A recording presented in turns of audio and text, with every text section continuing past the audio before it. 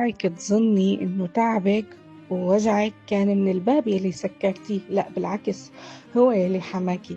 وجعك الحقيقي كان من الشبابيك يلي تركتيها مفتوحة، من الاشخاص يلي ضليتي تعطيهم فرص رغم انه قلبك كان بيعرف انه هالفرصة ما رح تغير شي بحياتك، وانه في ناس ما عاد تستاهل من حبال الود يلي خفتي تقطعيها، يلي حاولتي تحافظي عليها مع انه هي من زمان مقطوعة.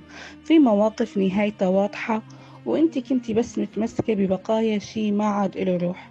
فاوعك ترجعي تفاصلي بحياتك وتحطي فاصلة بمكان لازم ينحط فيه نقطة.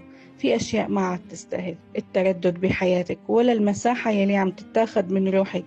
فالسكر يلي لازم يتسكر بحياتك، لأنه الراحة أحيانا بتجي بعد الجرأة، مو من بعد الانتظار.